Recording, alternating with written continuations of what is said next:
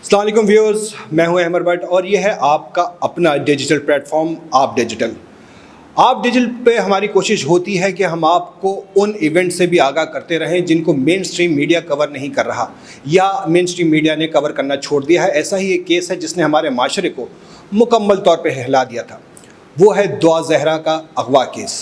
उस केस की रिपोर्टिंग की शाहिद हुसैन ने, वो हमारे साथ मौजूद हैं। बहुत ही मौसर रिपोर्टिंग की और लम्हा बलम्हा अदालती कार्रवाई से आगाह करते रहे, उसकी अपडेट्स लेते रहे। उनसे इस सवाल से बात करते हैं कि इस केस में अब पेशरफ्त कहाँ तक पहुँची है। शाहिद, बहुत शुक्रिया आपके टाइम का।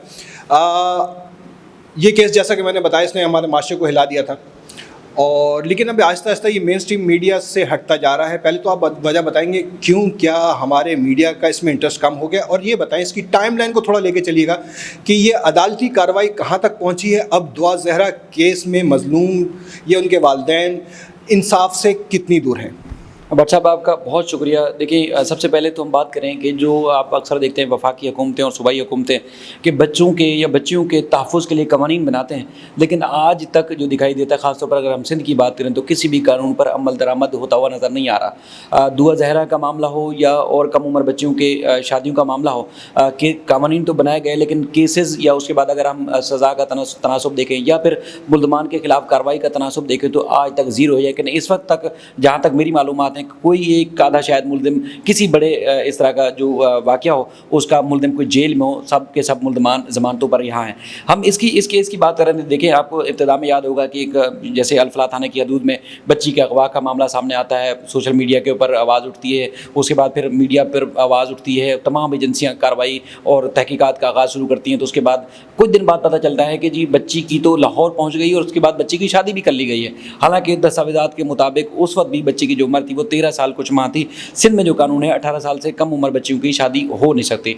उसके बाद फिर चूँकि बच्ची का बताया गया कि वहाँ शादी हो गई है और उसके बाद फिर वो उसकी वापसी के चांसेस भी नहीं थे। तमाम इदारे मफलूज हो चुके थे, तहकीकात जो है वो तमाम इदारों की ज़ीरो थी। उसके बाद मामा आपने हाई कोर्ट में, सिंध हाई कोर्ट में केस दायर किया था। सिंध हाई कोर्ट ने हुक्मनामा जारी किया जी बच्ची को तमाम इदारे यानी कि सूबाई हुकूमत, वफाकी हुकूमत और इसके अलावा हसास इदारे मावनत करके बच्ची जहाँ पर भी है उसको तलाश करके सिंध हाई कोर्ट में पेश करें। हुकूमत और सिंध पुलिस खास तौर पर इस मामले में नाकाम नजर आई। उसके बाद कायम मकाम आपको याद होगा आईजी बनाए गए थे कामरान फजल साहब को, उनको अदालत ने ओहदे से इस बात पे हटा दिया कि आईजी जो है सिंध हाई कोर्ट के अहकामात को अमल दरामद करने में नाकाम रहे, लिहाजा ये डिज़र्व नहीं करता कि इनको इस ओहदे पे रहना चाहिए।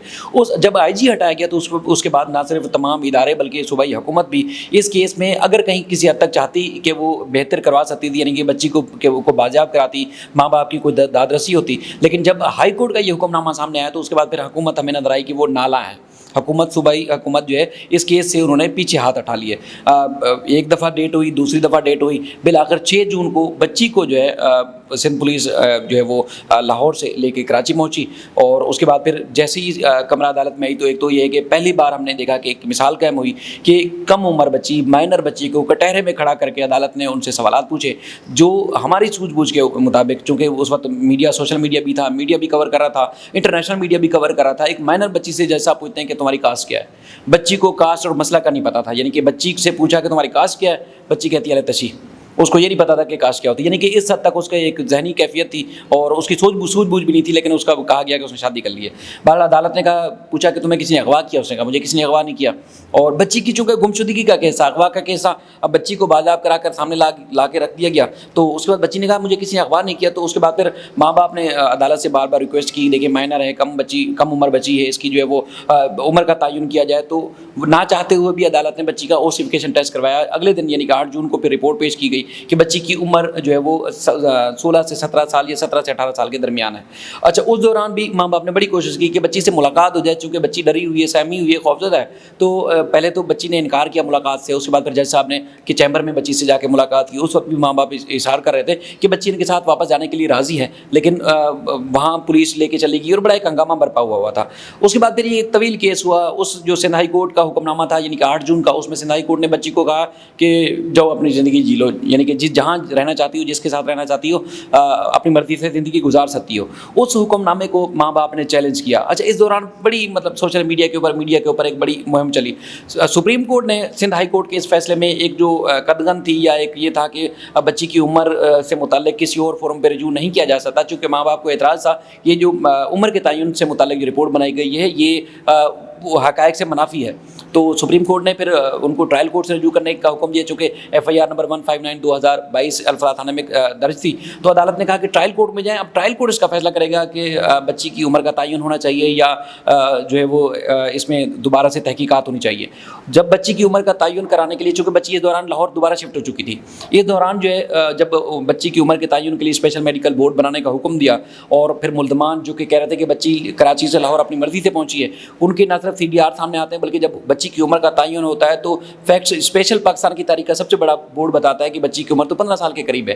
یعنی کہ نہ سندھ کا قانون کا اس پہ لاگو ہوتا ہے، نہ پنجاب کا قانون لاگو ہوتا ہے شادی کے حوالے سے اگر بات کریں تو اس کے بعد پھر یہ بچی واپس دوبارہ اسپیشل میڈیکل بورڈ کا ٹیسٹ کرنے کے بعد بھی بچی واپس چلی آتی ہے. اچھا، میں نے آپ کو جیسے ابتدا میں بتایا کہ پولیس کے دماغ میں یہ بات تھی کہ IG کو چونکہ ہٹایا گیا ہے اور یہ کیس ایک پولیس کے لیے ایک سمجھ لیں کہ دھبا بن چکا تھا، ان کے لیے ایک عبرت کا نشان بن چکا تھا، تو اس لیے پولیس نے، سندھ حکومت نے، پراسیکیوشن نے ہاتھ اٹھا لیے تھے. وہ کہتے تھے کہ یہ سندھ کا کیس ہی نہیں ہے، بچی اپنی مرضی سے وہاں گئی، لو میرج ہے اور پنجاب میں نکاح ہوا تو لہٰذا سندھ میں کیس نہیں بنتا. پراسیکیوشن نے بھی، ایڈوکیٹ جنرل نے بھی اور پولیس بھی یہی کہتی تھی. IG جو ابھی بھی موجودہ جو IG ہیں انہوں نے بھی کہا تھا کہ کیس نہیں بنتا. بہرحال تحقیقات ہوئی اور معاملے کا پتہ چلا تو ان کے اوپر جو C کلاس کی مقدمہ ختم کرنے کی رپورٹ تھی وہ مسترد کی گئی اور اس کے بعد کیس بنایا گیا. اب کیس ٹرائل کورٹ میں زیر سماعت ہے. کیس جو ہے وہ ملزمان جیل گئے، ان کی ضمانت مسترد ہوئی. 6 ملزمان مفرور ہیں، ان کے ناقابل ضمانت وارنٹ گرفتاری جاری کیے گئے. اب معاملہ یہ ہے کہ اگر دوسری طرف جائیں تو وہ پولیس کے دماغ میں آج بھی وہ چیز ہے کہ چونکہ پولیس کی ساکھ اس کیس سے خراب ہوئی تو لہٰذا یہ کیس بنتا نہیں ہے اور بچی اپنی مرضی سے زندگی گزارنا چاہے گزار لے. ایک پیورلی ایک لو میرج کا کیس ہے تو لہٰذا اس میں معاملہ الجھا ہوا ہے. ماں باپ جو ہے وہ اس کیس کو زیادہ طول دے رہے، لہٰذا کیس نہیں بنتا. حالانکہ آپ کو پتہ ہے جب بچیوں کے تحفظ کے لیے قوانین بنائے جاتے ہیں تو ماں باپ کہتے ہیں کہ صوبے کا قانون ہے، ملک کا قانون ہے تو اس پہ عمل درآمد کیا جائے. تو معاملہ اس وجہ سے پھنسا ہوا ہے. میڈیا بھی اس لیے ایسا پیچھے ہٹ گیا. ٹھیک ہے، شاید آپ نے چونکہ ابھی پولیس کی بات کی تو اسی حوالے سے میں ایک اور بات کرنا چاہ رہا تھا. میرے ذہن میں سوال تھا کہ ہم نے دیکھا کہ بظاہر جب یہ کیس شروع ہوا، سوشل میڈیا پہ آیا، مین اسٹریم میڈیا پہ آیا، ایک پریشر بنا جس کے نتیجے میں پولیس کو کارروائی کرنا پڑی اور پھر اس میں انوالو ہونا پڑا اور جا کے مختلف انہوں نے وہ کی کارروائی کی، اس کو بچی کو نکالا، وہاں سے بازیاب کرایا سندھ اور پنجاب دونوں پولیس میں. لیکن اب دیکھا جا رہا ہے کہ جیسے جیسے یہ مین اسٹریم میڈیا پہ یہ واقعہ، یہ کیس دھندلاتا جا رہا ہے، ساتھ ساتھ پولیس کی اپنی دلچسپی بھی کم ہوتی جا رہی ہے. اس میں ہم پولیس کی فعالیت پہ بھی اگر چاہیں تو بات کر سکتے ہیں. کیا یہ بات صحیح ہے کہ پولیس اب آہستہ آہستہ اس کیس سے پیچھے ہٹ رہی ہے اور اس میں زیادہ دلچسپی نہیں دکھا رہی اور زیادہ اس میں انوالو نہیں ہے؟ سر، جس طرح انویسٹیگیشن میں جھول آئے، جس طرح جو پولیس کو جس انداز سے کارروائی کرنی چاہیے تھی پولیس نے وہ کارروائی نہیں کی. ایک تو یہ ہے کہ ملزم ظہیر نے 21 جولائی کو جب اس کو پتہ چلا کہ اب اس کے خلاف کیس مضبوط بن چکا ہے اور میڈیا یہ CDR وغیرہ جو انویسٹیگیشن تھا وہ میڈیا کر کے لایا تھا، پولیس تو بعد میں لائی جب اس کے بعد پولیس کے بعد کوئی چارہ نہیں تھا. تو اس کے بعد پھر پولیس نے مقدمے میں نہ صرف Sindh child restrain marriage act بلکہ ریپ کی سیکشن اور اس کے علاوہ جو انسانی اسمگلنگ کی جو دفعات تھی وہ بھی اس میں شامل کی.